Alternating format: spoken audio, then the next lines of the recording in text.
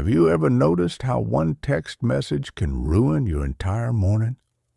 Maybe it's that email from a colleague subtly questioning your judgment, or your mother-in-law's innocent comment about your parenting choices. Perhaps it's just someone cutting you off in traffic, and suddenly you're gripping the steering wheel like it owes you money, replaying what you should have yelled back. Here's what's wild. Right now, as you're reading this, there's probably someone living rent-free in your head. They're not paying utilities, they're not contributing to groceries, but somehow they've got premium real estate in your mind, and you're the one suffering for it. And here's the kicker. They've probably already forgotten about you. They're sipping their coffee, scrolling their feed, living their life, while you're over here writing mental essays about what you should have said. But what if I told you there's a way to evict these people from your headspace permanently? Not by becoming cold or building walls around your heart, but by understanding something about your own mind that changes everything. In the next hour, you're going to learn the exact framework that allows some people to walk through chaos, like they're strolling through a garden, not because they don't care, but because they've cracked the code on something most people never figure out. This isn't about letting it go or being the bigger person. Advice that sounds great, but feels impossible when someone's actively disrespecting you. This is about rewiring the operating system in your brain so that other people's dysfunction bounces off you like rain off a windshield. Chapter 1. Why your brain treats insults like physical attacks.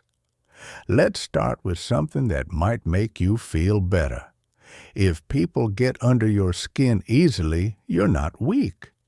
You're not too sensitive. You're not broken. Your brain is actually doing exactly what millions of years of evolution designed it to do. Protect you from danger. Here's the problem, though. Your brain is running on ancient software, like really ancient. We're talking caveman-era programming that hasn't gotten the update that we're not being chased by predators anymore. Think about it like this. Imagine your brain as a security guard who was hired back when the building was in a war zone. Explosions, invasions, genuine threats everywhere. That guard got really good at sounding the alarm for everything, because hesitation could mean death. Now, the building's been moved to a peaceful suburb, but nobody told the security guard. So when a delivery guy rings the doorbell, the guard still hits the panic button, floods the building with alarm sirens, and locks everything down. That's your brain when someone makes a sarcastic comment at the dinner table. When your coworker dismisses your idea in a meeting, or your friend makes a joke at your expense, your amygdala, think of it as your brain's overzealous bouncer, can't tell the difference between that and a genuine physical threat. Both situations trigger the same ancient alarm system. Within milliseconds, your body gets flooded with stress chemicals. Your heart starts racing like you just ran up 3 flights of stairs. Your muscles tense up. And here's the really frustrating part, the smart, rational part of your brain, the part that could help you respond calmly, essentially gets shoved into the back seat. This is why you can't think straight when someone pushes your buttons. This is why you say things you regret later. This is why 3 hours after an argument, you're in the shower, finally thinking of the perfect comeback. Your rational brain was offline during the actual confrontation, but it gets more complicated. Every single time you react emotionally to someone's behavior, you're actually training your brain to be more reactive next time, not less. Think of it like this. Imagine your brain is a path through a forest. The first time someone triggers you and you react, you create a tiny trail through the trees. The second time it happens and you react the same way, that trail gets a little wider. By the 100th time, you've got a 4-lane highway carved through that forest, and your brain's just going to take that route automatically. Scientists have a fancy name for this, sensitization. But basically, it means you've accidentally taught yourself to have a shorter fuse over time. If you've been getting triggered by the same types of situations or people for years, it's not because you're not trying hard enough to stay calm. It's because your brain has literally built superhighways to that reaction. And here's what makes this really insidious. The damage doesn't stop at the initial trigger. That's just the beginning. When you're emotionally hijacked, when that ancient alarm system takes over, you start making decisions from a place of fear or anger or hurt. You might fire off a text you'll regret. You might withdraw from opportunities because you're too busy managing the emotional chaos in your head. You might carry that tension home and snap at people who had nothing to do with what upset you. Meanwhile, the person who triggered you, they've moved on. They're watching Netflix, planning their weekend, completely unaware of the mental tornado they created in your mind. And that's the really maddening part. They get to impact you without even knowing it, while you're stuck dealing with the aftermath. Think about how this ripples out into your life. Your boss is difficult at 2 p.m., so you're short with your kids at 6 p.m. Someone criticized your work 3 months ago, so you're still hesitating to share your ideas in meetings. A friend made a thoughtless comment, and you've been replaying it for weeks, letting it poison how you see yourself. Most people's solution to this is simple. Avoid difficult people and situations. But let's be real. That's about as practical as trying to avoid weather. Difficult people are everywhere, and if you're trying to do anything meaningful with your life, build a career, create something, develop real relationships, you're going to encounter criticism, rejection, and people who just don't get you.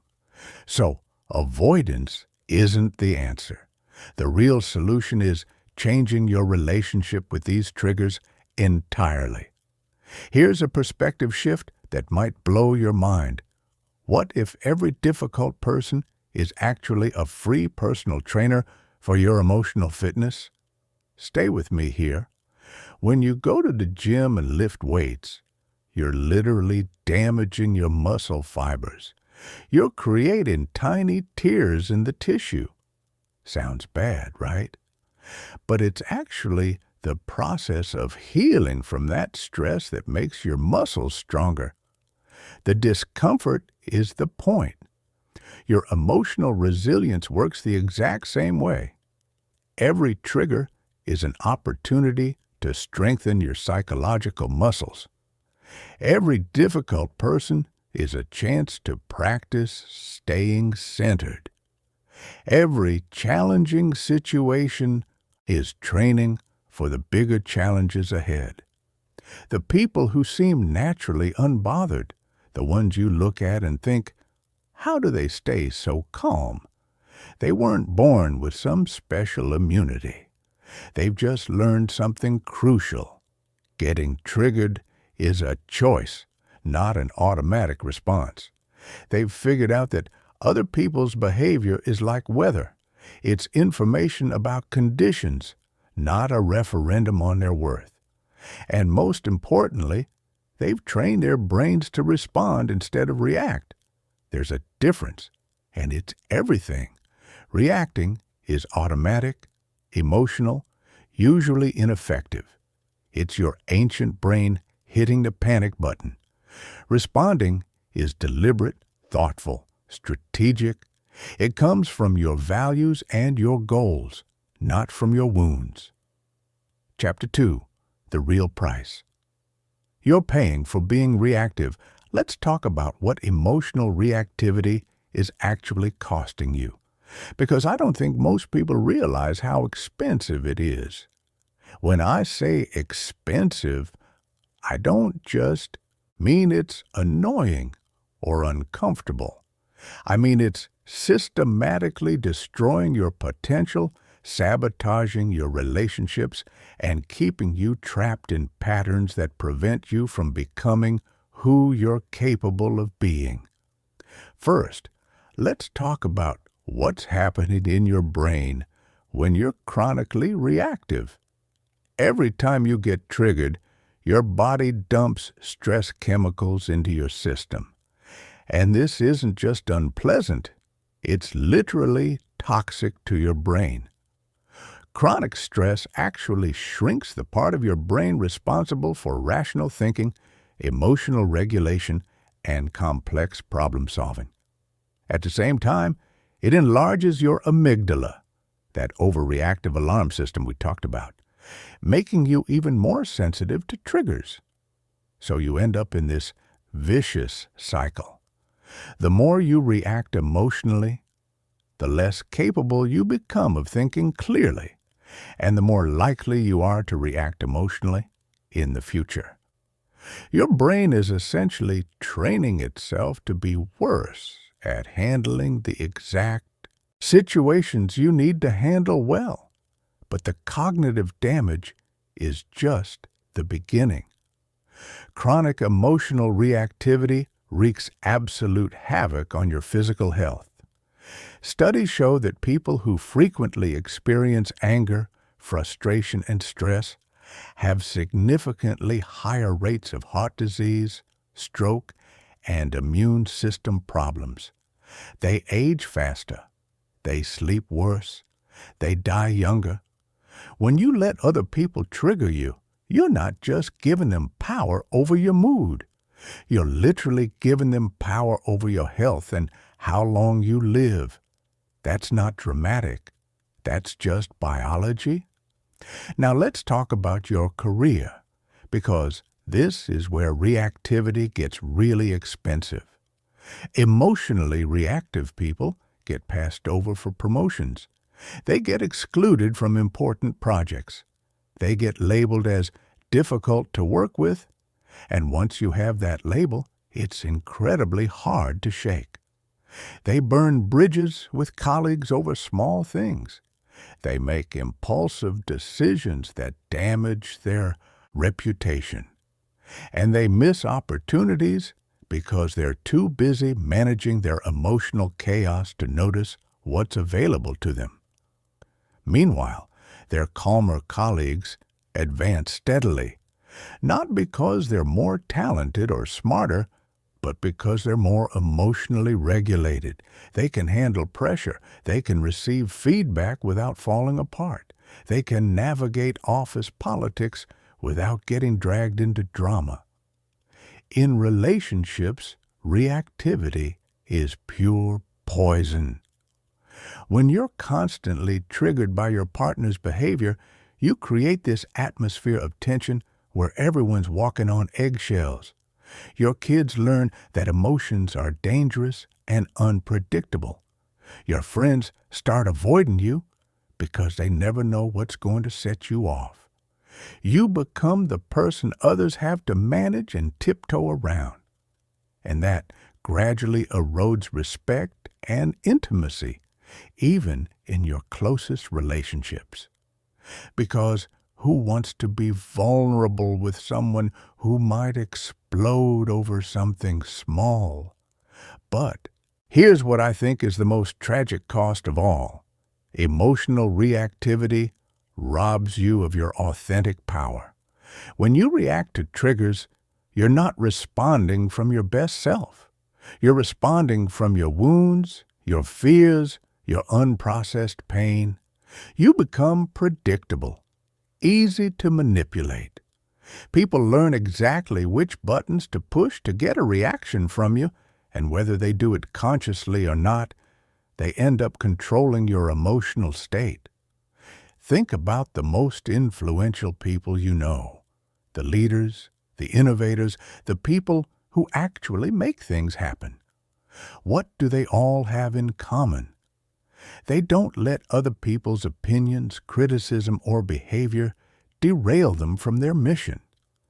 They've learned to stay centered regardless of external circumstances, not because they don't care what people think, but because they understand that their emotional state is their responsibility, not anyone else's.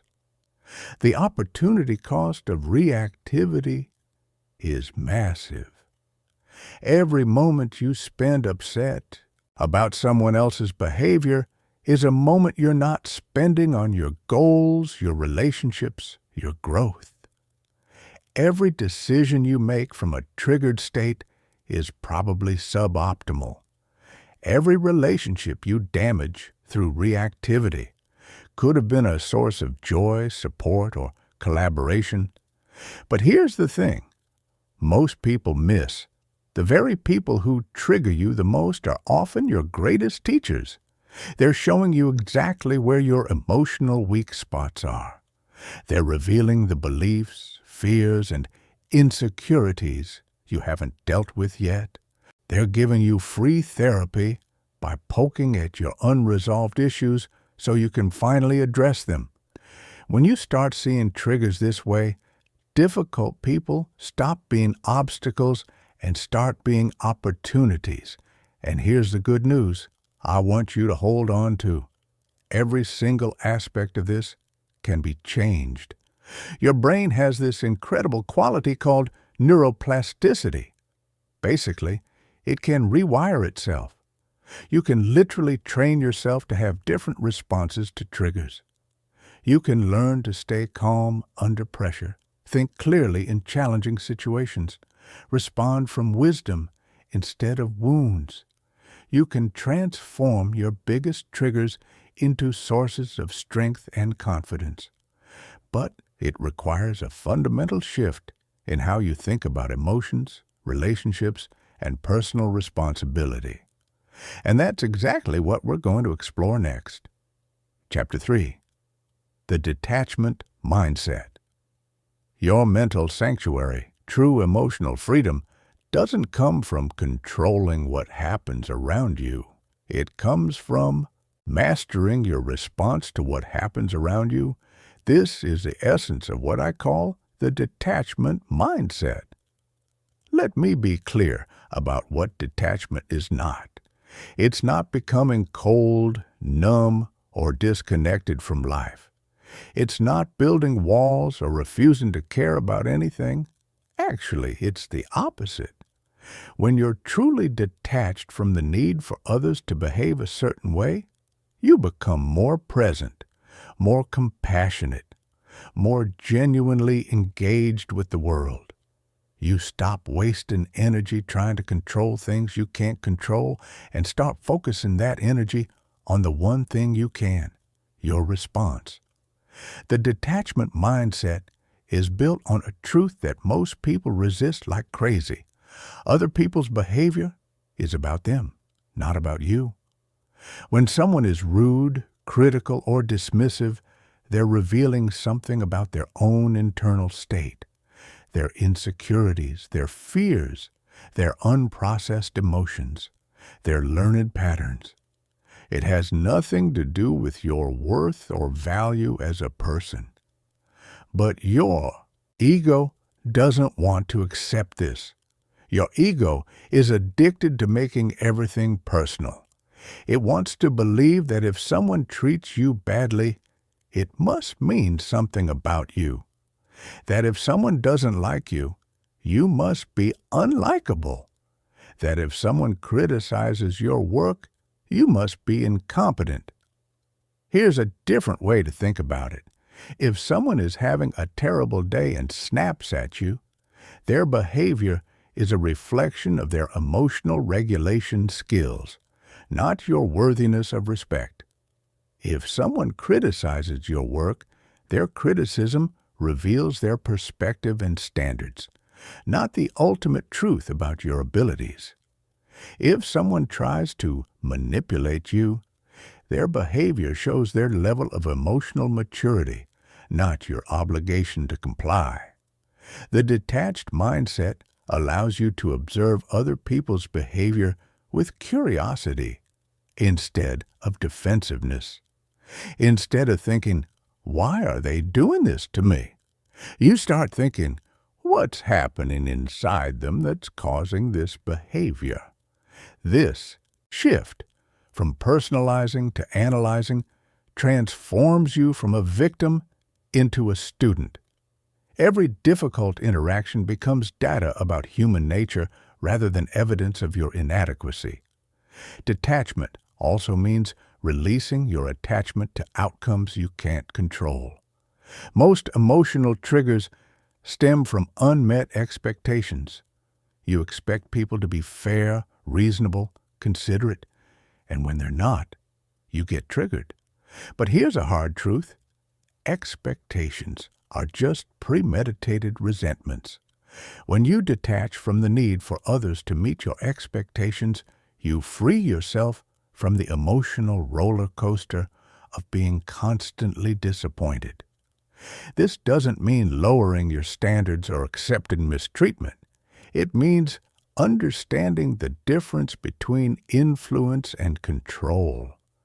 You can influence how people treat you through your boundaries and communication, but you can't control their choices, reactions, or attitudes. When you truly accept this distinction, you stop fighting battles you can't win and start focusing on strategies that actually work. Let me give you a practical example. Imagine you have a colleague who consistently takes credit for your ideas in meetings. Your ego wants to make this about you. Why don't they respect me?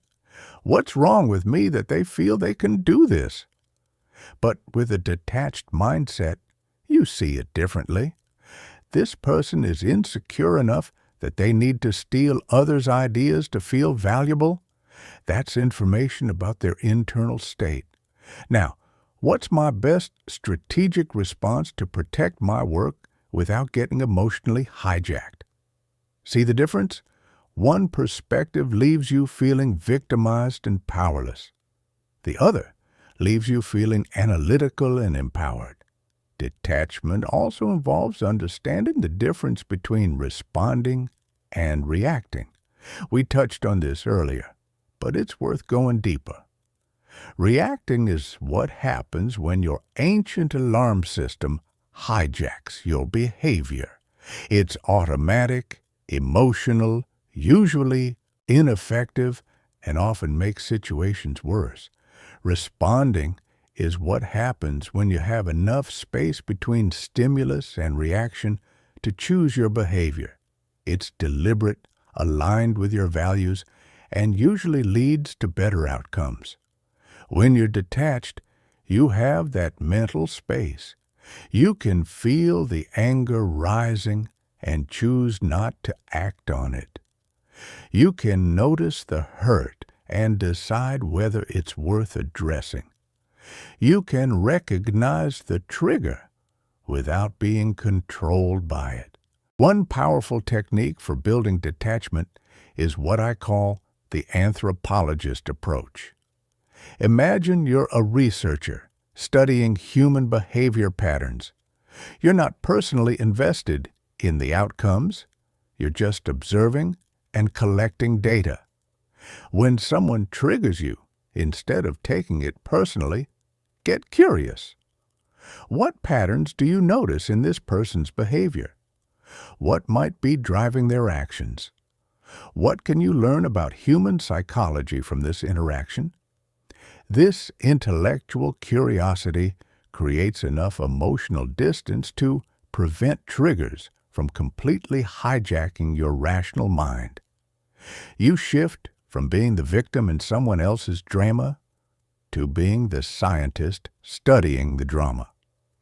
Another key aspect of detachment is understanding that you don't need others to validate your worth, your opinions, or your choices.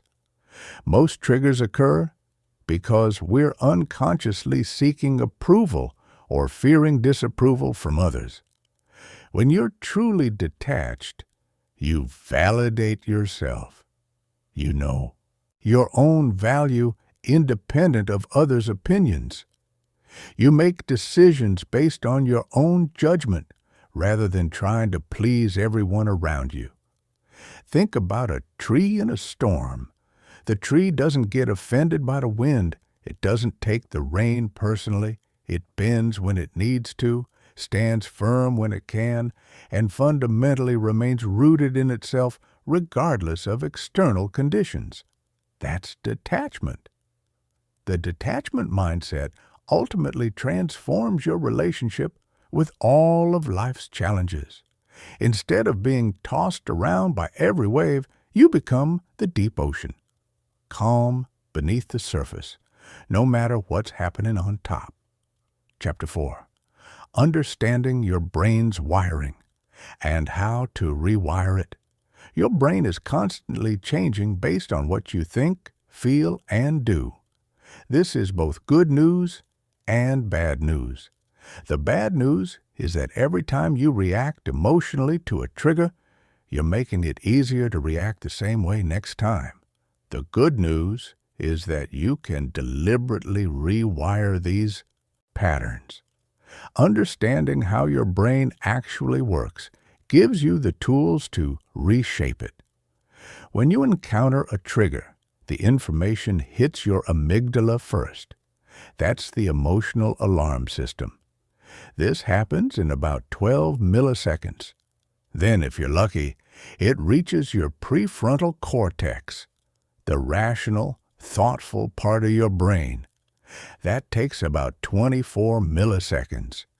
Your emotional brain is literally twice as fast as your rational brain. By the time you're consciously aware of what's happening, your stress response has already launched. This is why advice like, just stay calm, is useless. By the time you remember to stay calm, your body's already flooded with stress hormones and your heart's already racing. But here's what you can do. You can train your brain to create a buffer between stimulus and response.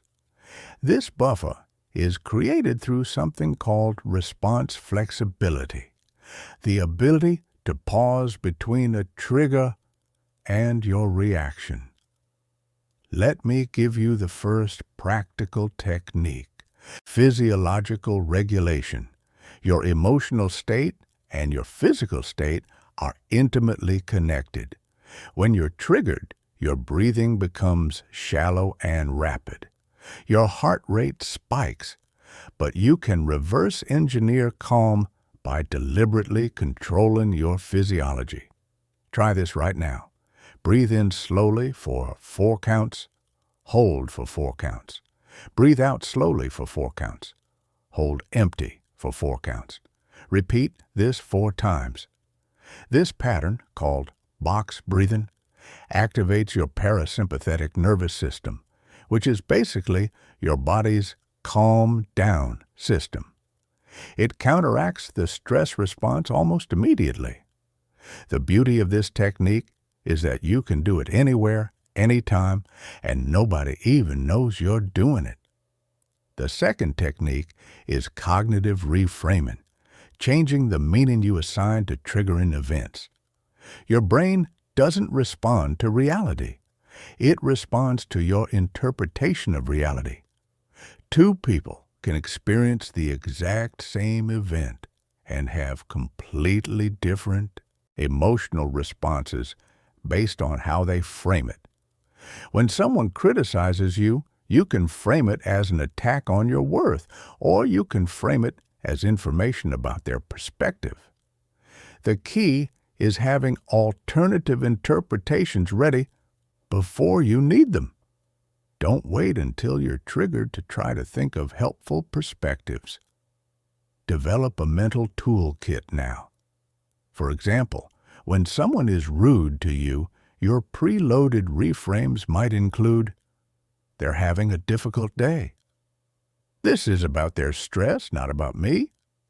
This is an opportunity to practice staying centered. "Their behavior is revealing their character, not determining mine." The third technique is emotional labeling. When you notice you're getting triggered, simply name the emotion. Research shows that when you label an emotion, "I'm feeling frustrated," "I notice anger arising," "This is disappointment," it reduces the emotion's intensity. The act of putting feelings into words activates your prefrontal cortex and calms your amygdala. It creates just enough distance between you and the emotion to prevent it from completely taking over. Think of it like this. When you're fully identified with an emotion, you are the anger, you are the hurt. When you label it, you become the observer of the anger, the witness of the hurt. That shift in perspective is everything. Mindfulness practice is perhaps the most powerful tool for developing emotional regulation. When you practice mindfulness, you're training your brain to observe thoughts and emotions without immediately reacting to them. You develop what some traditions call witness consciousness, the ability to watch your mental and emotional processes without being overwhelmed by them. Regular mindfulness practice literally changes your brain structure over time, thickening your prefrontal cortex and shrinking your amygdala. But you don't need to sit in meditation for hours to develop this skill. You can practice mindfulness throughout your day. When you notice tension in your shoulders, breathe into it and consciously relax. When you notice anxious thoughts, observe them like clouds passing through the sky rather than getting caught up in their content. Another powerful technique is temporal distancing, imagining how you'll feel about this triggering situation at different points in the future. Ask yourself, how important will this be in a week, in a month, in a year, in 5 years? This perspective shift activates your prefrontal cortex and reduces the emotional charge of present moment triggers. Most things that feel enormously important when we're triggered turn out to be relatively insignificant in the broader context of our lives. Here's one more technique that's incredibly valuable: building tolerance for discomfort. Many people react to triggers because they can't tolerate the uncomfortable sensations that arise in their body. They need to do something, anything, to make the discomfort go away immediately. But learning to sit with discomfort without trying to escape it builds tremendous emotional resilience. You realize that emotions, no matter how intense, are temporary. They arise, they peak, they naturally subside if you don't feed them with resistance or reactive behavior. Try this practice. Next time you feel a strong emotion, instead of immediately trying to fix it or act on it, just sit with it. Notice where you feel it in your body.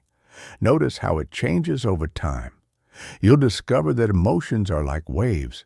They crest and then they fall, even if you do nothing. Chapter 5. Reframing. Difficult people as your personal growth trainers. Here's where everything shifts. The most profound transformation in dealing with difficult people comes when you stop seeing triggers as problems to avoid and start seeing them as opportunities for growth. This isn't toxic positivity or spiritual bypassing. This is a practical recognition that the people who challenge you the most often contribute the most to your emotional development. Every trigger reveals something important about your inner landscape. It shows you where you still have emotional work to do, what beliefs need updating, which areas of your personality need strengthening. When someone's criticism stings more than it should, it reveals an area where your self-confidence could be stronger. When someone's behavior makes you feel powerless, it shows you where you need better boundaries. When someone's success makes you feel inadequate, it highlights insecurities you haven't addressed. Think of triggers as your personal feedback system. They're like emotional X-rays that reveal the fractures in your psychological armor.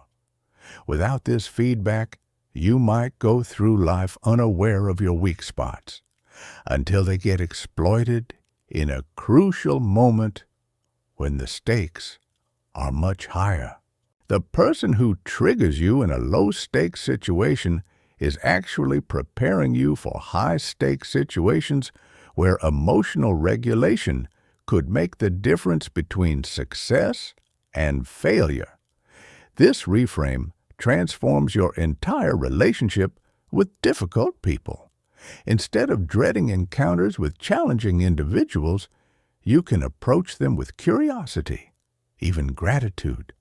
They're providing free training in emotional resilience, conflict resolution, and self-mastery. Consider how athletes train. They don't avoid heavy weights because they're uncomfortable. They seek them out because they know that progressive resistance is what builds muscle. Emotional triggers work the same way. Each time you successfully regulate your emotions in the face of a trigger, you're building psychological muscle. You're proving to yourself that you can stay centered under pressure, which builds genuine confidence.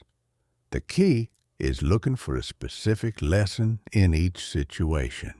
When someone dismisses your ideas, the growth opportunity might be learning to communicate more persuasively, developing thicker skin for criticism, or recognizing that not everyone will appreciate your perspective.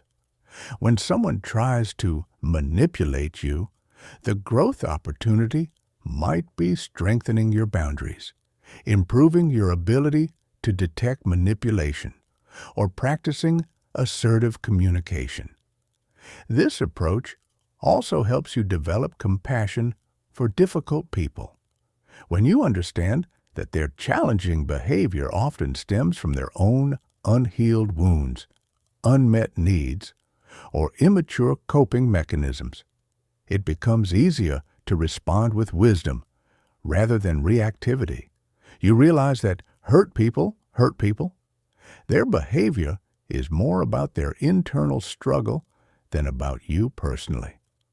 One powerful reframing question is, what would someone who has already mastered this challenge do in this situation? This immediately shifts you out of victim mode and into growth mode.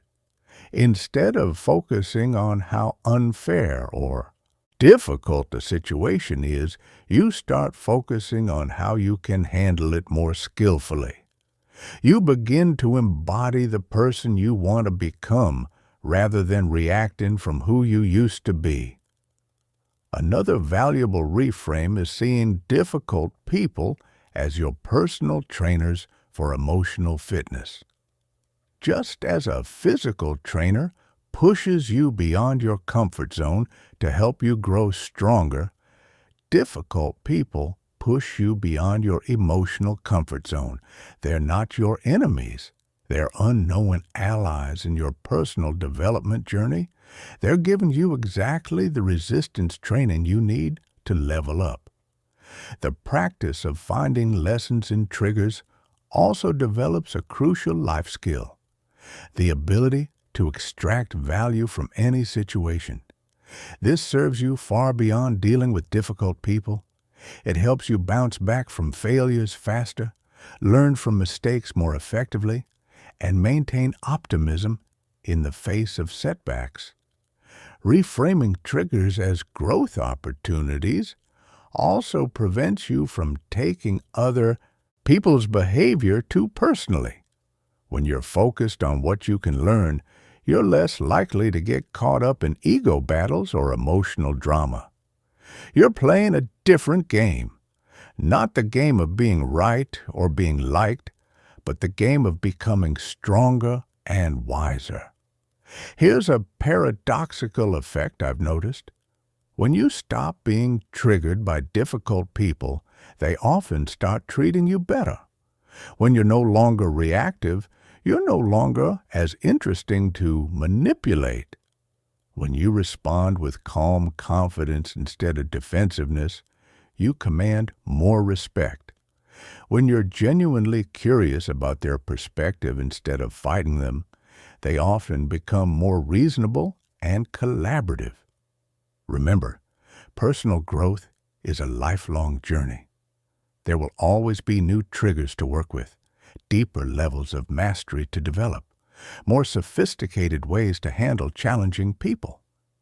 Each trigger is an invitation to level up, to become more of who you're capable of being. The person who can remain calm and centered in the face of any challenge is someone who can achieve anything they set their mind to. Chapter 6. Building boundaries that actually protect you. The most emotionally resilient people have something that reactive people lack: unshakable psychological boundaries. These aren't just rules about what behavior you'll accept.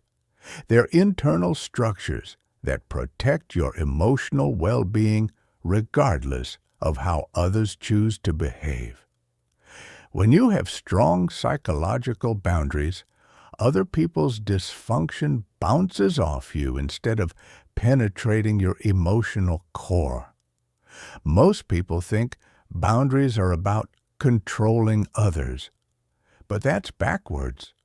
Real boundaries are about controlling yourself, specifically, controlling your responses to other people's choices. When someone violates your boundary, the boundary isn't what stops them. It's what determines how you respond. A person with weak boundaries gets pulled into drama, arguments, and emotional chaos. A person with strong boundaries remains centered and chooses their response strategically. The first type of boundary you need is an energy boundary. This means you don't absorb other people's emotions as if they were your own. Many people are emotional sponges. They walk into a room and immediately pick up on everyone else's stress, anger, or anxiety. They think this makes them empathetic, but it actually makes them ineffective. You can't help someone who's drowning if you jump in the water and start drowning too. Energy boundaries require you to distinguish between empathy and emotional contagion. Empathy means you understand what someone else is feeling without feeling it yourself. Emotional contagion means their emotions literally infect your emotional state. When you maintain energy boundaries, you can recognize that someone is upset without allowing their emotional state to contaminate yours. You remain a calm, stable presence that can actually help them regulate instead of adding to the chaos. Think of it like being a thermostat instead of a thermometer. A thermometer just reflects the temperature around it. A thermostat sets its own temperature and influences the environment. With energy boundaries, you become the thermostat. One powerful technique for maintaining energy boundaries is emotional deflection. When someone directs negative emotions toward you, instead of absorbing them, you mentally deflect them back to their source. You recognize that their anger, criticism, or manipulation is information about their internal state, not a command for you to feel a certain way. Their emotions are like weather. You can acknowledge it without standing in it and getting soaked. The second crucial boundary is a responsibility boundary. This means you take complete responsibility for your own emotions and life outcomes while refusing to take responsibility for other people's emotions and life outcomes. Most triggers occur because people have confused boundaries about responsibility. They think they're responsible for making others happy, managing others' emotions, or fixing others' problems. At the same time, they unconsciously make others responsible for their own emotional state by getting triggered when people don't behave the way they want. Responsibility boundaries require you to release the illusion that you can control how others feel or behave. You can influence others through your actions and communication, but you cannot control their choices or emotional responses. When you truly accept this, you stop trying to manage other people's emotions and start managing your own. You stop walking on eggshells to avoid setting people off, and you start speaking and acting from your authentic truth. This boundary also means refusing to be held emotionally hostage by other people's reactions. Some people use their emotions as weapons. They get angry, hurt, or offended to manipulate you into doing what they want. When you have strong responsibility boundaries, you can acknowledge their emotional reaction without feeling obligated to change your behavior to soothe them. Their emotions are their responsibility to manage, not yours to fix. The third essential boundary is a meaning-making boundary. This means you decide what things mean instead of automatically accepting other people's interpretations of reality. When someone calls you selfish, lazy, or incompetent, they're offering their interpretation of your behavior. You don't have to accept their interpretation as truth. You can consider their perspective, extract any useful feedback, and maintain your own assessment of yourself. Meaning-making boundaries prevent you from giving others the power to define your worth, capabilities, or identity. You become the author of your own story instead of letting others write your narrative. The fourth boundary is an attention boundary. This means you control where you focus your mental energy, rather than allowing others to hijack your attention with their drama, demands, or dysfunction. Your attention is your most precious resource. Where you focus determines the quality of your experience and the direction of your life. When you let other people pull your attention into their chaos, you're giving them control over your mental and emotional state. Not every conflict needs your participation. Not every drama needs your attention. Not every crisis needs your emotional involvement. You learn to distinguish between situations that truly require your engagement and situations that are just attention-seeking behavior. Strong boundaries don't make you cold or disconnected. They actually make you more genuinely helpful and effective in your relationships. When you're not constantly triggered, drained, or pulled into dysfunction, you have more emotional resources to offer support when it's truly needed. The key to maintaining boundaries is consistency. Every time you violate your own boundaries, by absorbing someone's emotions, taking responsibility for their choices, accepting their interpretation of reality, or giving them your attention when they're being manipulative. You train both yourself and them to expect boundary violations in the future. But every time you maintain your boundaries with calm confidence, you reinforce your psychological strength and teach others how to treat you. Chapter 7. Advanced Strategies for Staying Centered When Everything's Fallen Apart. When you're dealing with truly challenging people or high-pressure situations, basic emotional regulation techniques might not cut it.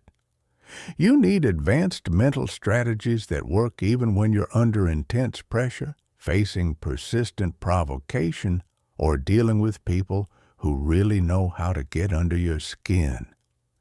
These techniques are used by hostage negotiators, trauma surgeons, and elite performers who must maintain composure regardless of external chaos.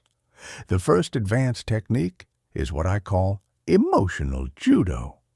In martial arts, judo teaches you to use an opponent's momentum against them rather than meeting force with force. Emotional judo works the same way.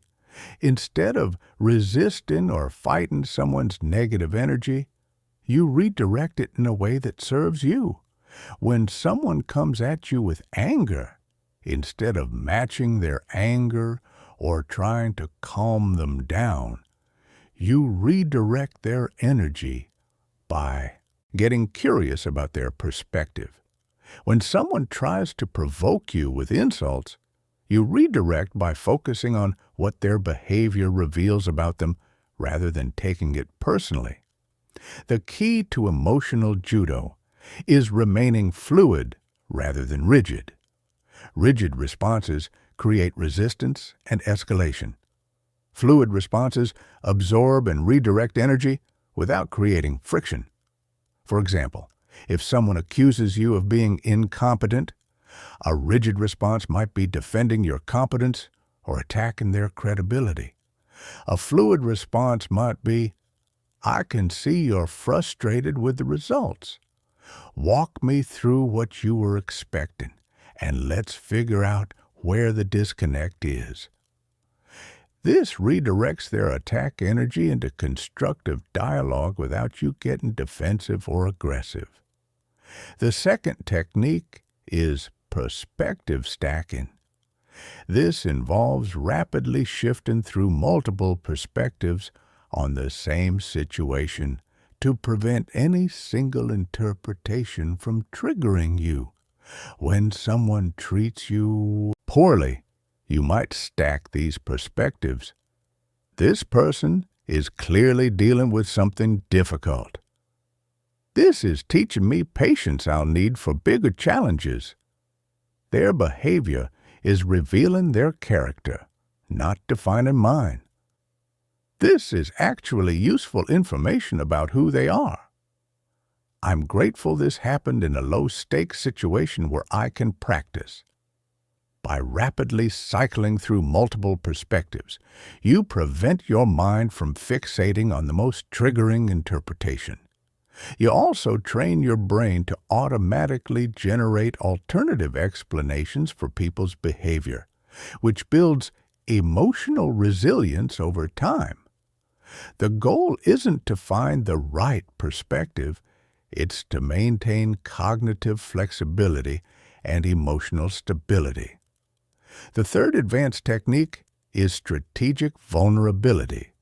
Most people think vulnerability makes them weak and targetable, but strategic vulnerability actually makes you less triggerable and more influential.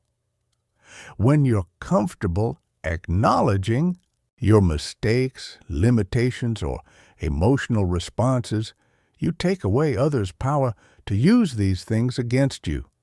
If someone tries to embarrass you by pointing out your flaws, you can disarm them by agreeing, "You're absolutely right.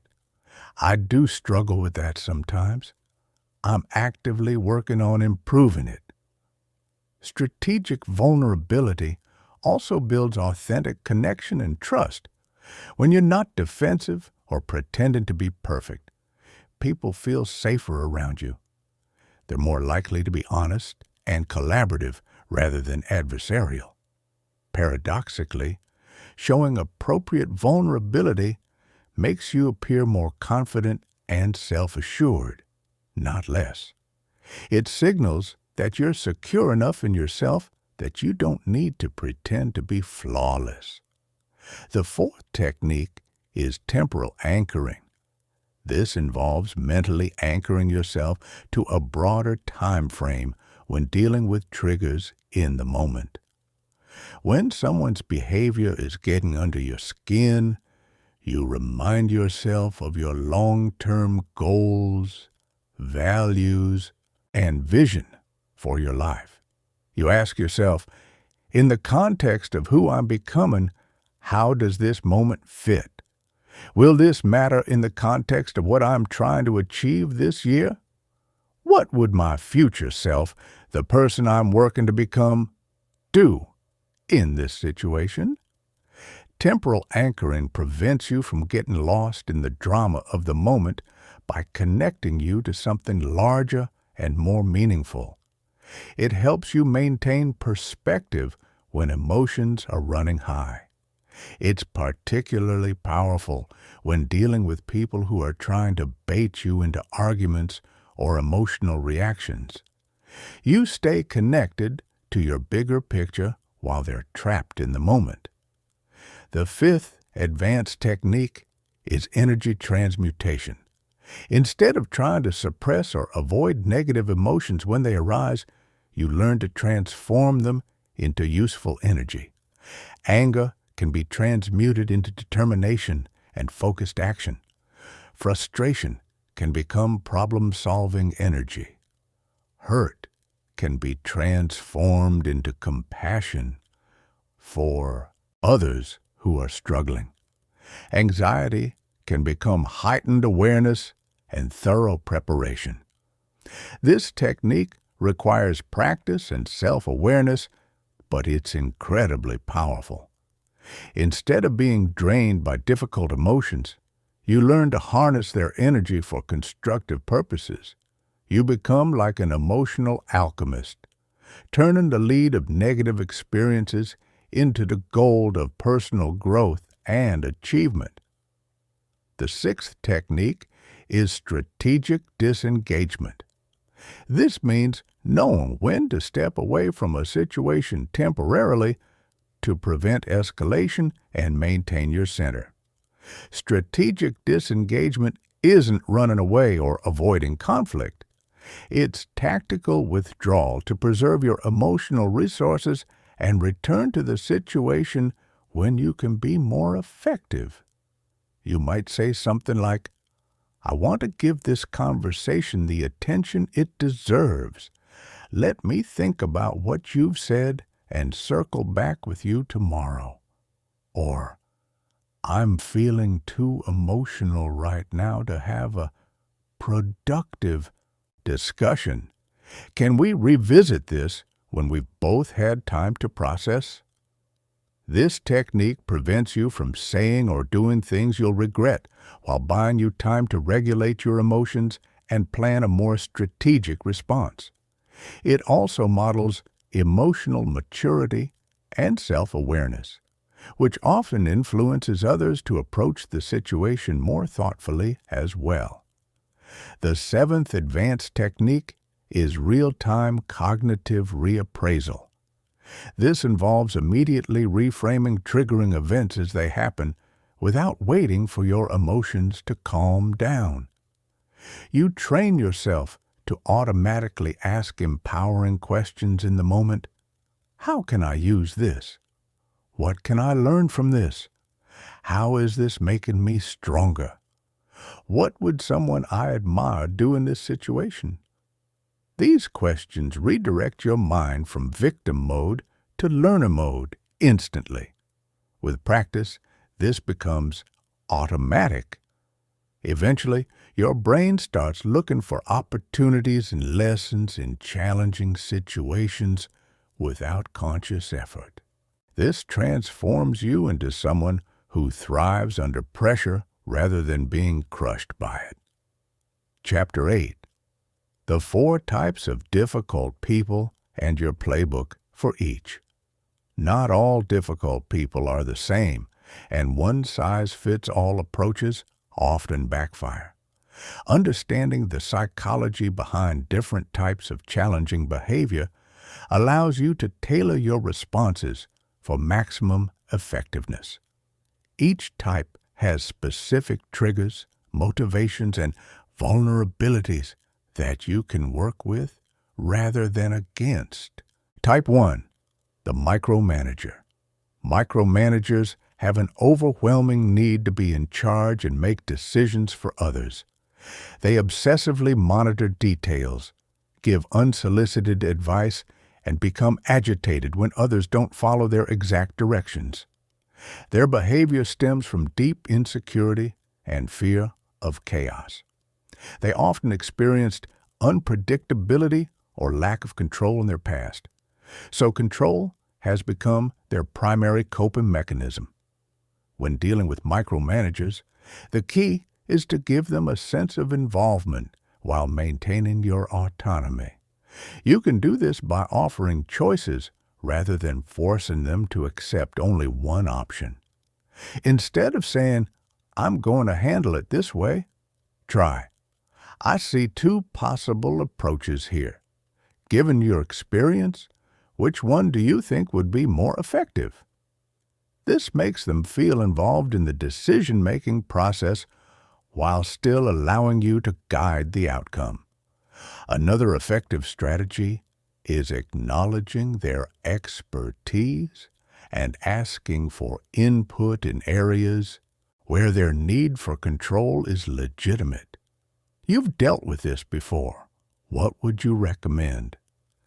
This satisfies their need to be the expert while building cooperation rather than resistance. The goal isn't to enable their controlling behavior, but to channel it in productive directions. Type 2. The drama magnet. These individuals have an insatiable need for attention, validation, and excitement. They interrupt conversations to make things about them, create crises that require others to rescue them, and become upset when they're not the center of attention. Their behavior stems from deep insecurity and fear of being forgotten or overlooked. They learned early that dramatic behavior gets attention, even if it's negative attention. With drama magnets, the strategy is to give them positive attention for appropriate behavior while refusing to reward dramatic or manipulative behavior. When they're behaving normally, acknowledge them. Ask their opinion or show genuine interest. When their create as drama, don't take the bait. Respond calmly and briefly, then redirect your attention elsewhere. For example, if a drama magnet creates a crisis demanding immediate help, you might respond, "That sounds challenging. Keep me posted on how you decide to handle it." This acknowledges their situation without getting pulled into their drama. You're showing that you care without enabling their attention-seeking behavior. Type 3. The constant critic. Critics have a compulsive need to point out flaws, mistakes, and problems. They rarely offer praise or encouragement, and they seem to find fault with everything. Their behavior usually stems from perfectionism, fear of failure, or deep insecurity. They criticize others as a way of feeling superior or protecting themselves from criticism. Often, they're hardest on others in areas where they're most insecure about themselves. When dealing with critics, resist the urge to defend yourself or criticize them back. Instead, thank them for their input and ask clarifying questions. Thanks for pointing that out. What specifically would you suggest to improve it? This approach disarms their criticism by treating it as helpful feedback rather than an attack. It also forces them to be constructive rather than just destructive. You can also use the agree and redirect technique. Find something in their criticism that you can legitimately agree with. Then redirect the conversation toward solutions. You're right that this could be better. What if we approached it from this angle instead? This prevents defensive arguments while moving the focus from problems to solutions. Type 4. The professional victim. Professional victims see themselves as powerless and believe that everything bad that happens is someone else's fault. They complain constantly, but resist solutions, preferring to stay stuck in their problems. Their behavior stems from learned helplessness and what psychologists call secondary gains. The attention, sympathy, and excuse from responsibility that comes with being a victim. With victims, the key is refusing to enable their helplessness while showing compassion for their struggles. Don't try to solve their problems for them, but don't dismiss their feelings either. Instead, ask questions that encourage them to think about their own power and options. That sounds really difficult. What do you think your options are? What would need to change for this situation to improve? Avoid giving advice to victims unless they specifically ask for it, because they'll usually reject it and explain why it won't work. Instead, listen empathetically, but don't get pulled into endless problem discussions. Set time boundaries. I have about 10 minutes to talk. What's the most important thing you want me to know? Remember that people often combine elements of multiple types, and their behavior may change depending on stress levels or circumstances. The key is staying flexible and adjusting your approach based on what you observe working. Understanding these patterns also helps you avoid taking their behavior personally. When you recognize that the micromanager's need to control stems from their anxiety, the drama magnet's theatrics come from their insecurity, the critic's negativity reflects their perfectionism, and the victim's complaints come from their sense of powerlessness, you can respond with strategic compassion rather than reactive frustration. Chapter 9. Non-reactive responses that completely disarm attacks. When someone attacks you verbally, criticizes your character, or tries to provoke you into an argument, your response in that moment determines whether the situation escalates or de-escalates. Most people either fight back, which creates more conflict, or shut down, which can be seen as weakness. But there's a third option that few people know about: the non-reactive response that completely disarms the attack and often transforms the entire dynamic. Non-reactive responses work because they refuse to play the game the other person is trying to start. When someone attacks you, they're unconsciously expecting you to defend, counterattack, or collapse. These are the only responses they know how to handle. When you respond with calm curiosity, genuine concern for their well-being, or strategic vulnerability, you break the pattern they're expecting. You force them to shift into a different mode of interaction. Response. Type 1. The curious inquiry. When someone makes a hostile or critical comment, instead of defending yourself or attacking back, respond with genuine curiosity about their perspective. That's interesting. Help me understand what you mean by that. Or, It sounds like you have strong feelings about this. Can you tell me more about where that's coming from? This response is powerful because it transforms you from an adversary into an investigator. You're no longer someone they need to fight. You're someone who's interested in understanding them. Most people are so rarely truly listened to that when you respond with genuine curiosity, their hostility often melts away and gets replaced by a desire to be understood. The key is that your curiosity must be genuine, not sarcastic or condescending. You're not trying to trap them or make them look foolish. You're genuinely interested in their perspective, even if you disagree with it. Response. Type 2. Emotional validation. This means acknowledging the emotions behind someone's words without necessarily agreeing with their content. It sounds like you're really frustrated about this, or I can see that this is important to you. You're validating their right to have feelings without validating their behavior or agreeing with their perspective. Emotional validation is incredibly disarming because most people attack when they feel unheard or misunderstood. When you acknowledge their emotional state, you're meeting their deeper need for recognition, which often eliminates their need to attack. They feel seen and heard, which is usually what they were trying to achieve through their aggressive behavior. Response. Type 3. Strategic agreement.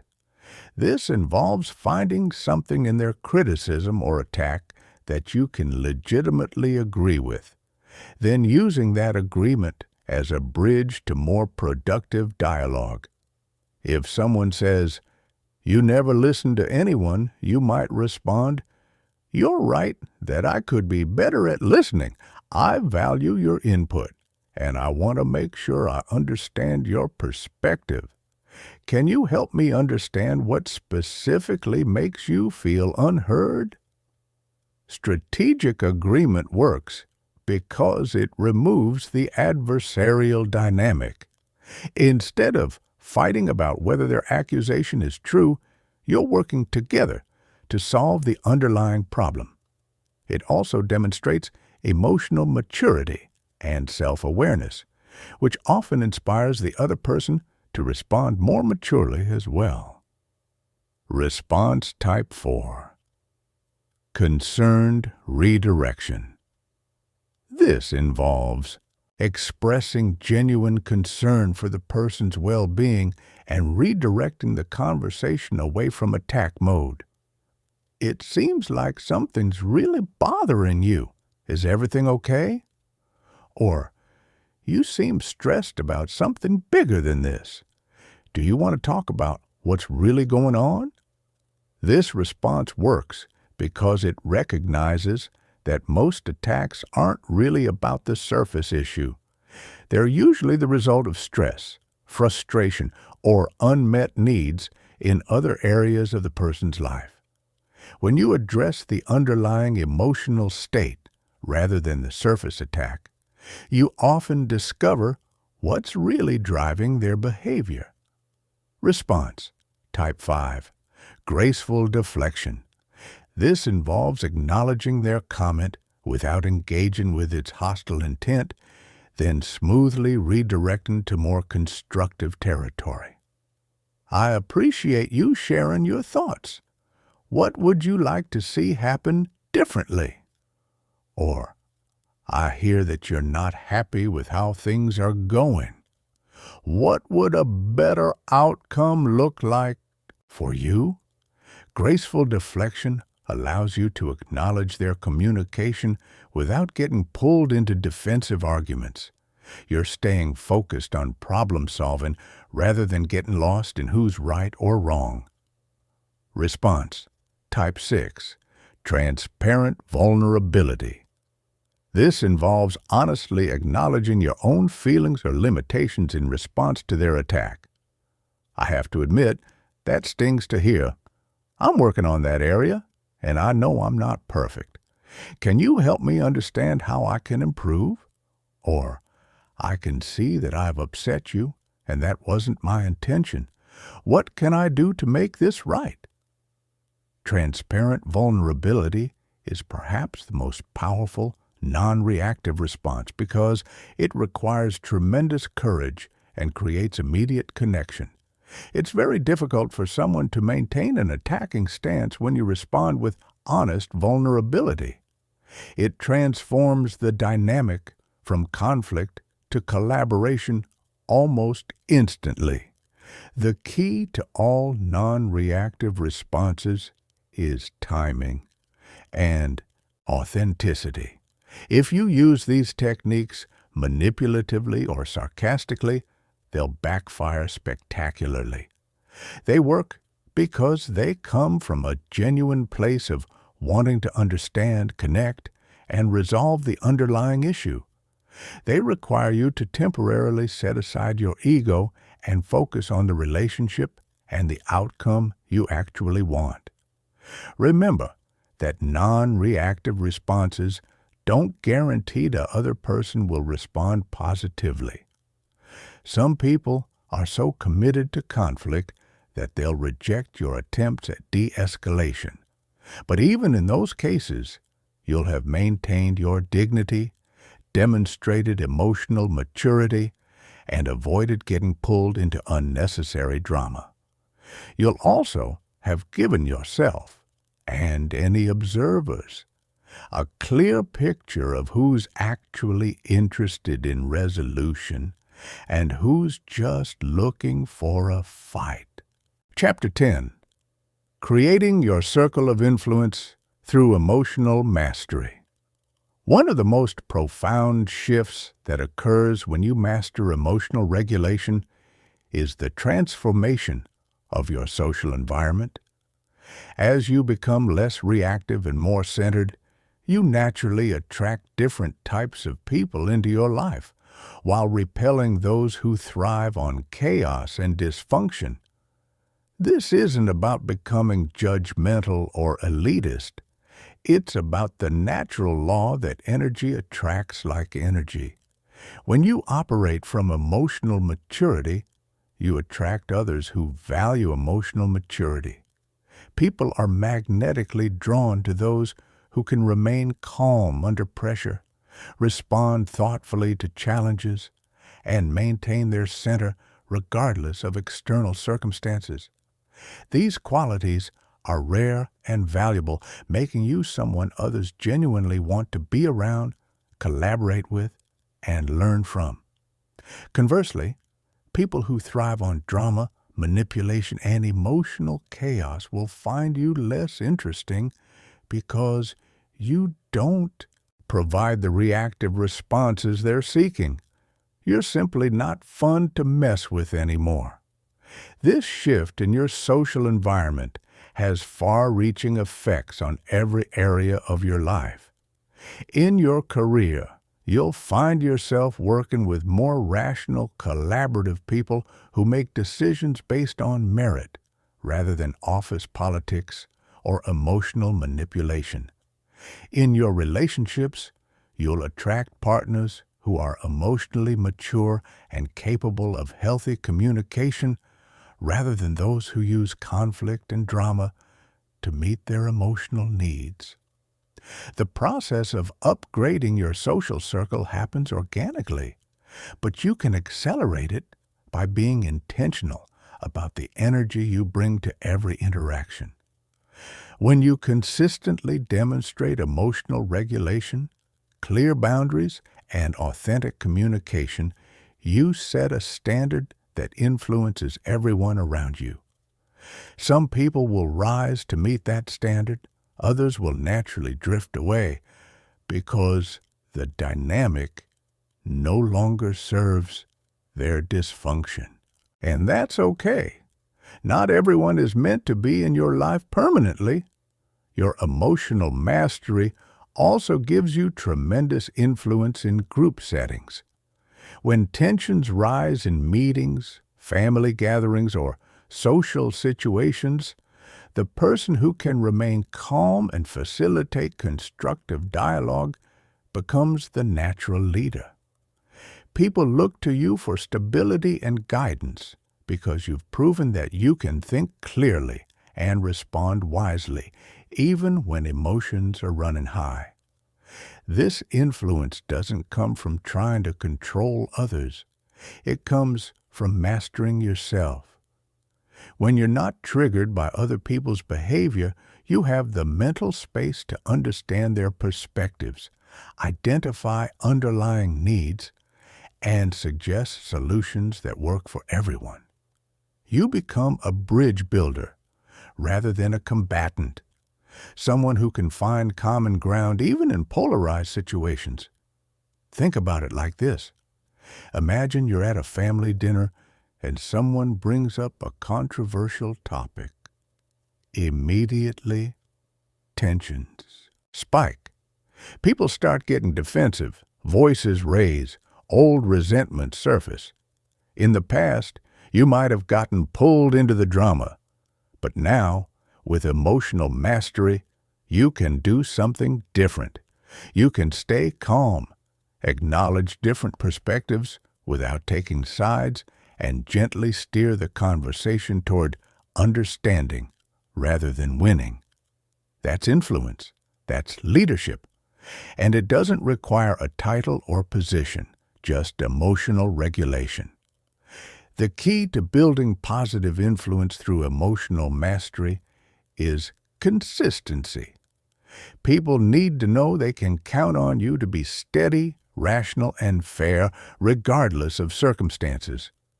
If you're calm and centered most of the time but occasionally blow up or become reactive, people will remember the exceptions more than the rule. Consistency builds trust, and trust is the foundation of genuine influence. Another crucial aspect of building influence is learning to speak to people's higher nature rather than their lower impulses.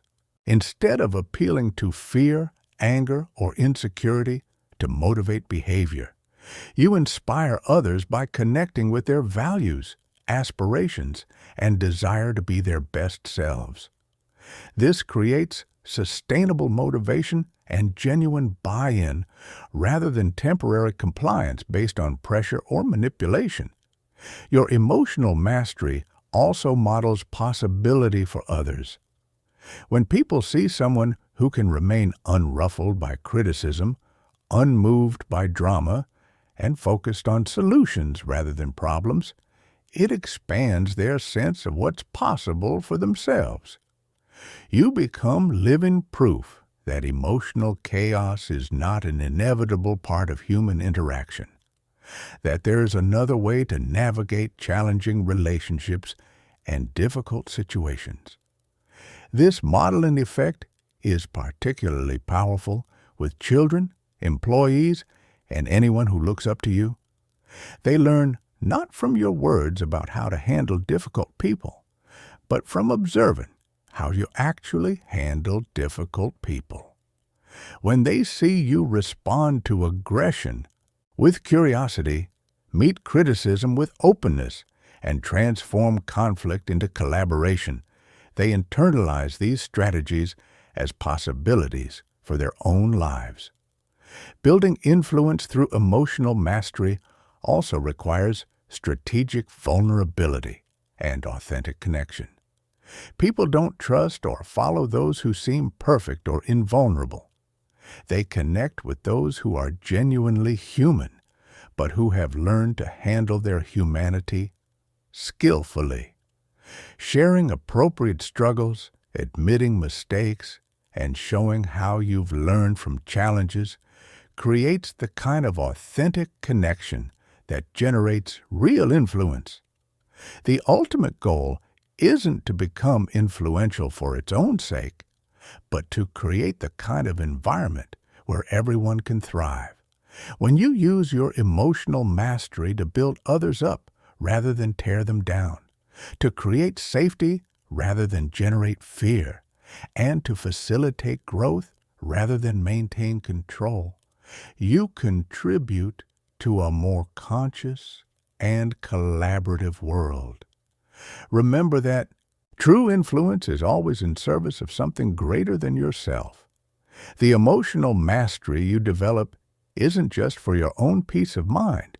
It's a gift you can offer to everyone around you. You become a source of stability in an unstable world, a voice of reason in emotional chaos, and a living example of what's possible when someone commits to growing beyond their triggers and reactions. Chapter 11. Daily Practices That Rewire Your Brain for Unshakable. Calm emotional mastery isn't built through occasional efforts when you remember to stay calm.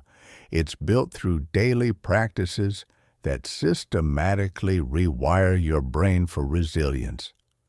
Just as physical fitness requires consistent training, psychological fitness requires deliberate daily actions that strengthen your emotional regulation circuits and weaken your reactive patterns. The most emotionally resilient people have specific routines and practices that maintain their center regardless of external chaos.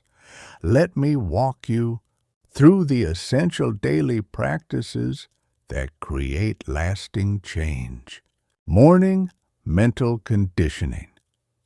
The first hour of your day sets the tone for how you'll respond to challenges throughout the day. Most people wake up and immediately check their phones, flooding their minds with news, social media, and other people's agendas before they've even established their own mental state. This reactive approach to mornings creates a reactive approach to life. Instead, create a morning routine that puts you in control of your mental and emotional state from the moment you wake up. Start with 5 minutes of deep breathing or meditation to activate your parasympathetic nervous system and establish calm awareness. Follow this with visualization, where you mentally rehearse handling challenging situations with grace and confidence. See yourself staying centered when someone criticizes you, responding thoughtfully when someone tries to provoke you, and maintaining your boundaries when someone attempts to manipulate you. Mental rehearsal is one of the most powerful tools for emotional preparation because your brain doesn't distinguish between vivid mental experiences and actual experiences. When you repeatedly visualize yourself responding to triggers with calm confidence, you're literally programming your nervous system to respond that way in real situations. Olympic athletes use this technique to improve performance under pressure. You can use it to improve emotional performance under stress. Strategic journaling. This isn't just writing about your feelings, it's analyzing your emotional patterns and responses with the goal of understanding and improving them. Each evening, spend 10 minutes reviewing your day through the lens of emotional mastery. Ask yourself, what situations triggered me today? How did I respond? What would I do differently next time? What patterns do I notice in my triggers? What growth opportunities did difficult people provide? This reflection process serves multiple functions. First, it helps you identify your specific trigger patterns so you can prepare for them more effectively. Second, it reinforces the lessons learned from challenging situations so you don't repeat the same mistakes. Third, it trains your brain to automatically look for learning opportunities in difficult situations rather than just feeling victimized by them. Include in your journal practice a daily gratitude section specifically focused on difficult people and challenging situations. I know this might sound counterintuitive, but it's incredibly powerful. Write about how challenging people helped you practice patience, how stressful situations taught you resilience, or how conflicts revealed areas for growth. This practice rewires your brain to see difficulties as gifts rather than curses, which fundamentally changes your emotional response to them. Progressive stress inoculation. This involves deliberately exposing yourself to small, manageable challenges to build your tolerance for larger ones. Just as vaccines expose you to weakened versions of diseases to build immunity, progressive stress inoculation exposes you to controlled stress to build emotional immunity. This might involve having difficult conversations you've been avoiding, setting boundaries with people who make you uncomfortable, or speaking up in situations where you normally stay quiet. The key is to start small and gradually increase the difficulty as your confidence and skills improve. Each successful navigation of a challenging situation builds evidence that you can handle whatever life throws at you. You can also practice stress inoculation through deliberate discomfort exercises.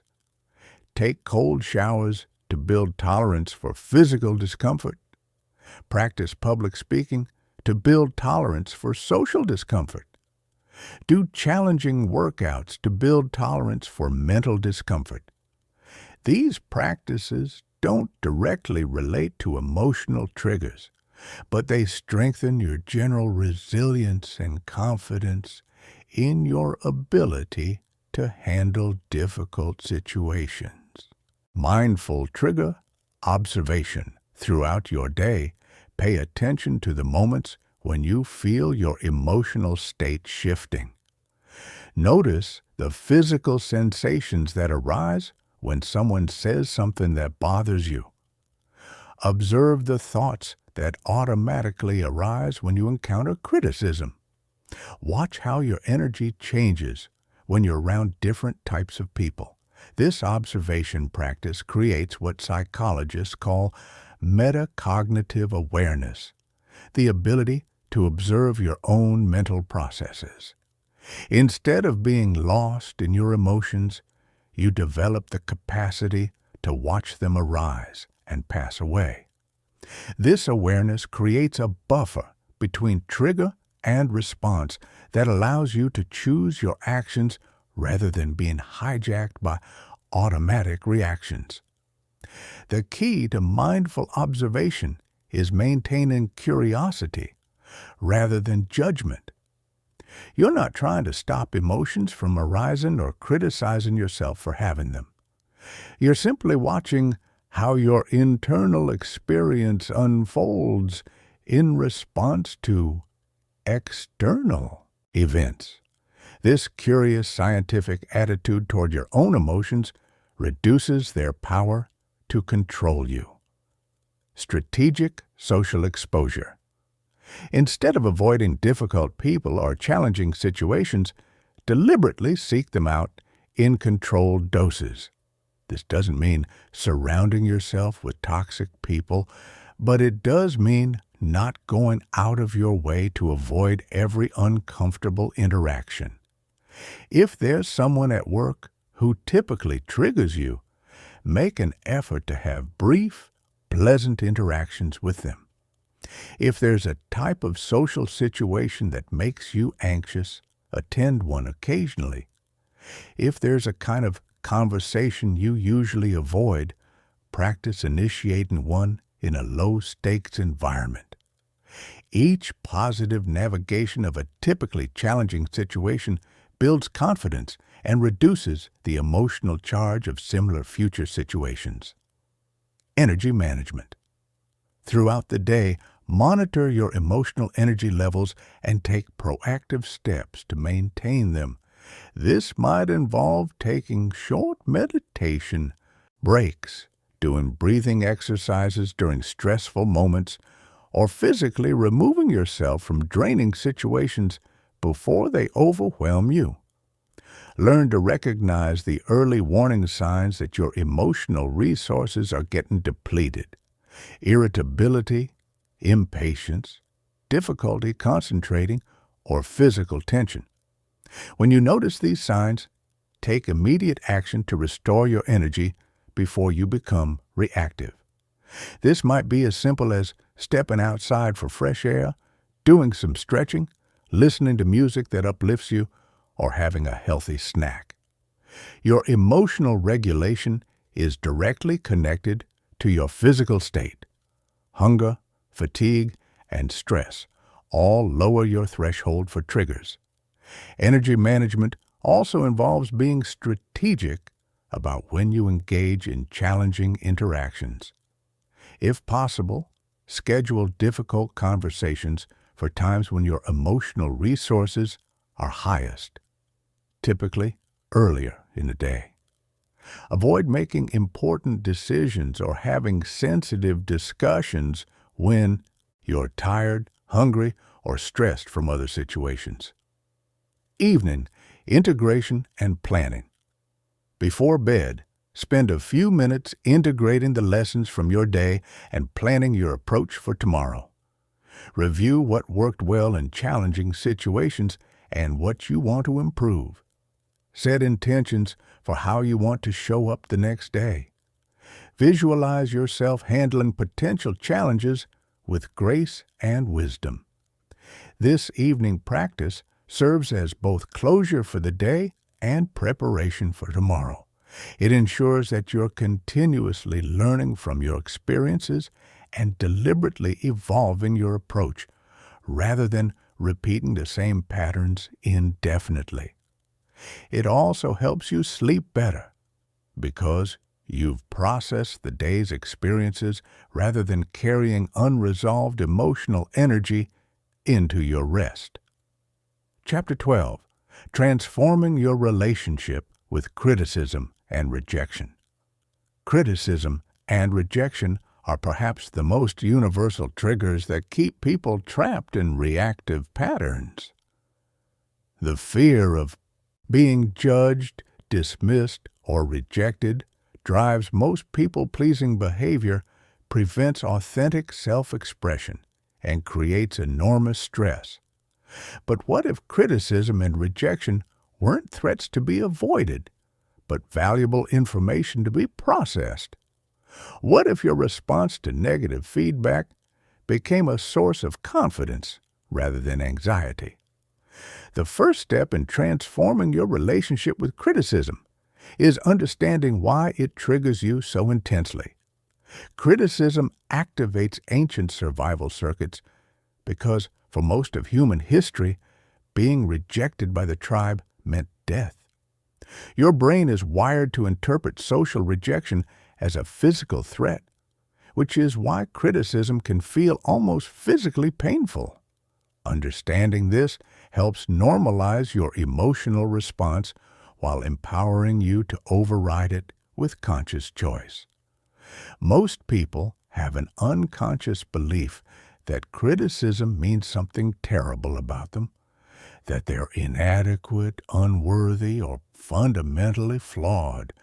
But criticism actually means something about the person giving it, their standards, preferences, emotional state, communication style, and relationship with you.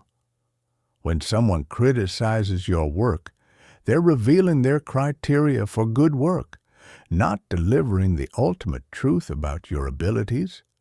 When someone rejects your ideas, they're showing their perspective and priorities, not proving that your ideas lack value. This reframe immediately reduces the personal sting of criticism because you stop making it about your worth and start seeing it as information about the other person's internal experience. You can consider their feedback without accepting their judgment of your value as a person. You can extract useful insights without internalizing their emotional reaction as truth about yourself. The second transformation involves learning to separate feedback from delivery. Many people reject potentially valuable feedback because it's delivered harshly, rudely, or inappropriately. They get so triggered by how something is said that they can't hear what is being said. But developing emotional regulation allows you to filter content from delivery, extracting useful information regardless of how it's packaged. When someone gives you feedback in an attacking or condescending way, you can mentally translate it into more neutral language. If someone says, "You never pay attention to details," you can hear, "There are some detail-oriented areas where I think you could improve." If someone says your presentation was boring, you can hear, "This person prefers a different style of presentation than what I delivered."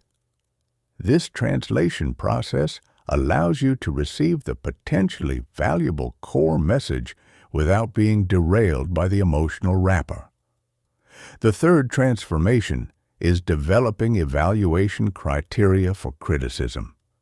Not all feedback is equally valuable, and part of emotional maturity is learning to discriminate between criticism worth considering and criticism worth dismissing. Ask yourself, does this person have expertise or experience relevant to what they're criticizing? Do they have my best interests at heart, or are they projecting their own issues?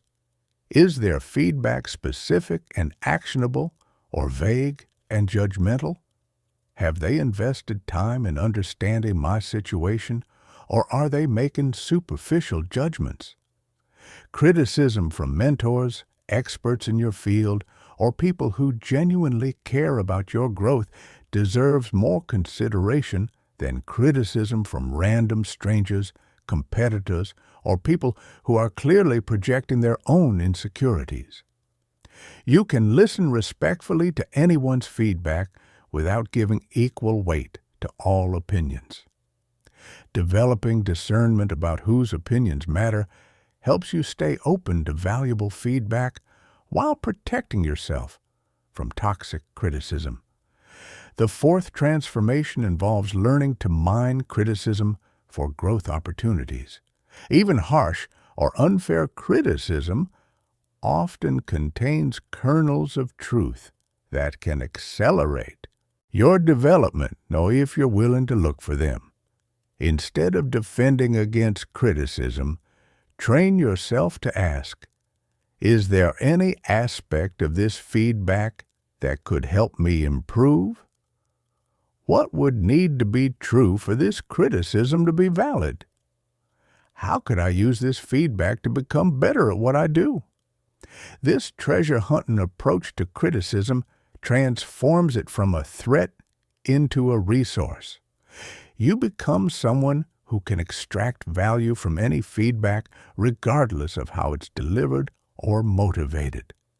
This skill is incredibly valuable because it means you're always learning and growing, while people who are defensive about criticism remain stuck at their current level of ability. The fifth transformation is learning to respond to criticism in ways that demonstrate emotional maturity and often improve relationships. Instead of defending, attacking, or shutting down when criticized, you can respond with curiosity, appreciation, and commitment to growth. Thank you for taking the time to share that feedback. Can you help me understand what specifically would look different if I improved in this area? Or, I appreciate you being honest with me. Let me think about how I can apply this. These responses do several powerful things. First, they demonstrate that you're secure enough to hear feedback without becoming defensive. Second, they often transform the critic from an adversary into a collaborator by showing that you value their input. Third, they give you more detailed information that can actually help you improve. Fourth, they model emotional maturity that often elevates the entire conversation. The sixth transformation involves reframing rejection as redirection. Every no is actually valuable information about fit, timing, or approach. When someone rejects your romantic interest, they're saving you from pursuing someone who isn't genuinely attracted to you. When someone rejects your job application, they're preventing you from working somewhere that isn't the right fit. When someone rejects your business proposal, they're giving you information about their needs, priorities, or decision-making criteria. This reframe transforms rejection from evidence of your inadequacy into data about compatibility and strategy. Instead of taking rejection personally, you can use it to refine your approach, better understand your target audience, or recognize that you're pursuing the wrong opportunities. Each rejection brings you closer to the right fit, rather than farther from your goals. Chapter 13.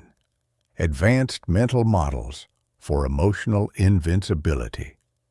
The difference between people who occasionally manage their emotions well and those who are consistently unshakable lies in their mental models, the internal frameworks they use to interpret reality. Most people operate with mental models that make them vulnerable to emotional manipulation and triggers responses. But there are specific ways of thinking about life, relationships, and challenges that create genuine emotional invincibility. Mental Model 1. Life as a video game with multiple levels. In this model, most people are playing the basic level where they react to everything that happens to them. They get upset when things don't go their way, take everything personally, and spend enormous energy trying to control outcomes they can't control. But there are higher levels where you play different games with different rules. At the intermediate level, you realize you can't control what happens to you, but you can control how you respond. You stop trying to manage other people's behavior and start managing your own reactions. At the advanced level, you realize that challenges and difficult people are actually opportunities to develop skills, strength, and wisdom. At the master level, you understand that every experience, pleasant or unpleasant, is contributing to your growth and evolution. This levels model prevents you from taking life's challenges personally because you understand that difficulties are part of the game, not evidence that something is wrong with you or your life. Just as a video game gets more challenging as you advance to higher levels, life presents greater challenges as you develop greater capacity to handle them. Instead of being frustrated by difficulties, you can appreciate them as signs that you're progressing. Mental Model 2. Emotional Aikido as a philosophy. In traditional Aikido, you don't try to stop or overcome your opponent's force. You redirect it in a way that neutralizes the attack while potentially helping the attacker. This principle applies perfectly to emotional conflict. Instead of trying to stop people from being difficult or forcing them to treat you differently, you learn to redirect their negative energy in ways that serve your growth and sometimes even help them.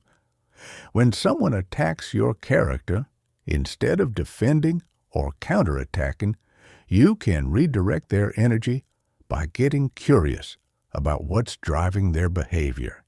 When someone tries to make you feel guilty, you can redirect by focusing on what healthy boundaries would look like.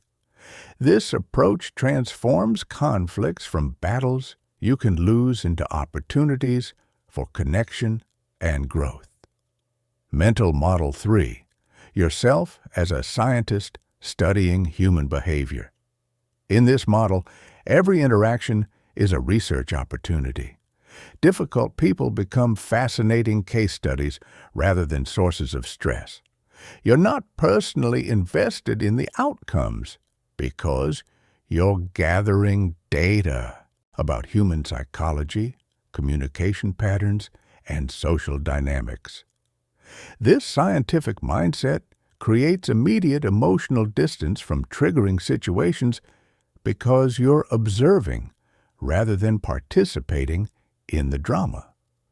You might notice, interesting, when I didn't react to their provocation, they escalated their behavior. What does that tell me about their emotional needs and typical interaction patterns? Or, fascinating. When I validated their feelings before addressing the issue, they became much more reasonable. I wonder if that technique would work in similar situations. The scientific approach also makes you incredibly effective in difficult relationships because you're constantly experimenting with different approaches and learning what works. You become a student of human nature rather than a victim of it. Mental Model 4. Emotional Economics. Understanding that every emotional reaction has costs and benefits, and making deliberate choices about where to invest your emotional energy. Getting angry might feel satisfying in the moment, but it costs you peace of mind, clouds your judgment, and often damages relationships. Staying calm might require more effort initially, but it preserves your energy, maintains your clarity, and often leads to better outcomes. In this model, you become strategic about your emotions rather than just experiencing them automatically. You ask questions like, is getting upset about this worth the cost to my emotional state? Will reacting emotionally help me achieve my goals in this situation? How can I invest my emotional energy in ways that serve my long-term interests? This approach doesn't make you cold or calculating. It makes you intentional about your emotional responses. Mental Model 5. Yourself as the author of your own story. Most people live their lives reacting to other people's plots, trying to get approval from other people's narratives, and feeling bad when they're not the hero in someone else's story. But when you understand yourself as the author of your own story, you realize that other people's opinions, criticisms, and rejections are just feedback about their stories, not verdicts on yours. In your story, challenges are character development opportunities. Difficult people are supporting characters who help you grow stronger and wiser. Setbacks are plot twists that redirect you toward better opportunities. Criticism is information that helps you refine your character. This authorship model gives you complete sovereignty over the meaning of your experiences and makes it impossible for others to write your narrative for you. Mental Model 6. Emotional Mastery as a Martial Art. Just as martial artists train consistently to maintain and improve their skills, emotional masters have daily practices that strengthen their psychological abilities. They don't expect to achieve perfect emotional control overnight, but they commit to incremental improvement over time. This martial arts model makes challenges feel like sparring sessions rather than genuine threats. When someone tries to provoke you, you're not personally offended. You're grateful for the opportunity to practice your emotional regulation skills. When someone criticizes you harshly, you're not devastated. You're testing your ability to extract value from difficult feedback. This approach transforms every difficult interaction into training for becoming more emotionally skilled. Mental Model 7. Everyone is doing their best understanding. That everyone is doing the best they can with their current level of consciousness and capability. This doesn't mean excusing harmful behavior or lowering your standards, but it means recognizing that people's actions are determined by their understanding, emotional regulation skills, and unhealed wounds, rather than by their fundamental nature. This model generates automatic compassion for difficult people because you understand that their challenging behavior is a symptom of their internal struggle, not a personal attack on you. You can maintain boundaries and protect yourself while still recognizing their humanity. You don't take their behavior personally because you understand it's coming from their limitations, not their assessment of your worth. Chapter 14. Building systems that protect your peace automatically. True emotional freedom doesn't come from constantly monitoring your reactions and trying to stay calm through willpower alone. It comes from building systems, environmental, social, and personal structures that automatically protect your emotional well-being and reduce your exposure to unnecessary stress. Environmental design. Your physical environment has a profound impact on your emotional state, and small changes can make enormous differences in your daily stress levels. Create spaces in your home that promote calm, areas that are clean, organized, and free from unnecessary stimulation. Remove or minimize visual clutter that creates background stress. Add elements that promote relaxation like plants, natural light, or calming colors. Design your work environment to minimize stress triggers whenever possible. This might mean organizing your workspace to reduce visual chaos, using noise-canceling headphones to limit auditory distractions, or positioning your desk to avoid constant visual interruptions. Information, diet curation. Most people consume information reactively, exposing themselves to news, social media, and conversations that increase their stress levels without providing any real benefit. Create intentional boundaries around information consumption. Limit news exposure to specific times and sources, rather than allowing it to constantly intrude on your mental space. Curate your social media feeds to minimize exposure to outrage, drama, and negativity. Be especially careful about consuming information first thing in the morning or last thing before bed. Your brain is most impressionable during these times, and starting or ending your day with stressful information creates a reactive mental state that colors your entire experience. Social environment curation. Be strategic about who you spend time with and how you structure your relationships. Gradually reduce time spent with people who consistently drain your energy, create drama, or trigger your worst impulses. This doesn't necessarily mean cutting people out completely, but it does mean being intentional about when, where, and how you interact with them. Simultaneously, invest more time and energy in relationships with people who inspire you to be your best self, who handle conflict maturely, and who share your commitment to personal growth. The more surrounded you are by emotionally mature people, the less reactive you become to the immature behavior of others. Buffer zones around stress.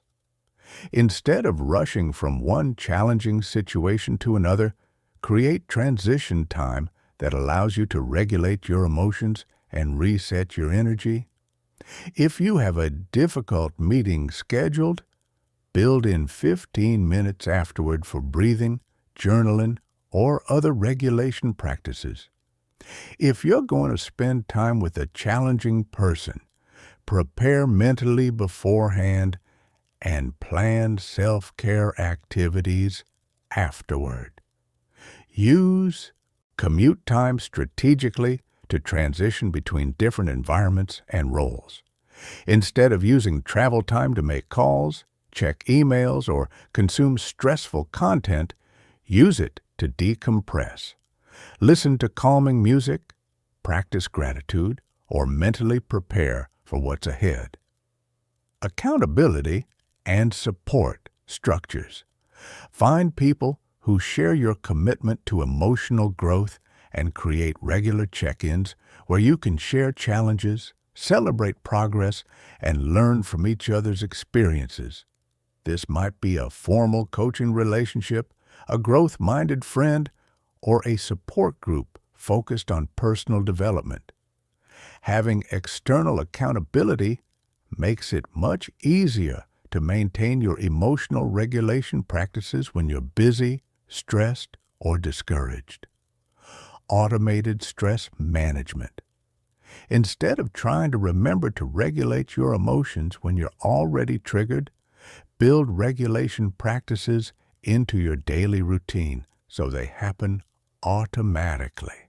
Set reminders on your phone to do breathing, exercises at regular intervals. Schedule meditation or reflection time in your calendar, like any other important appointment. Create evening routines that help you process the day's stress and prepare for restorative sleep. Make emotional regulation as automatic as brushing your teeth. The goal is to maintain your emotional equilibrium through consistent practices rather than trying to rescue yourself from stress after it's already accumulated. Chapter 15. Integration. Becoming unshakable in all areas of life. The ultimate goal of mastering emotional triggers isn't just to stay calm during conflicts or handle difficult people more effectively. It's to integrate these skills so completely into your life that emotional mastery becomes your natural way of being in the world. When you reach this level of integration, you don't have to think about staying calm or remember to use techniques. Responding with wisdom instead of reacting with emotion becomes as automatic as breathing. True integration means that your emotional mastery serves your larger life vision rather than just helping you cope with problems. The skills you've developed for handling difficult people become the same skills that help you pursue ambitious goals, build meaningful relationships, lead others effectively, and contribute something valuable to the world. In your career, emotional mastery transforms you into someone who thrives under pressure rather than being overwhelmed by it. You become the person others look to for stability during crisis, the one who can think clearly when everyone else is panicking, and the leader who can make difficult decisions without being clouded by emotions. Your ability to handle criticism constructively makes you coachable and continuously improving. Your skill at managing difficult people makes you effective at team building, negotiation, and conflict resolution. In your relationships, emotional mastery allows you to love more deeply and authentically because you're not constantly defending yourself or trying to manage other people's emotions. You can be genuinely present with your partner because you're not triggered by their moods or behaviors.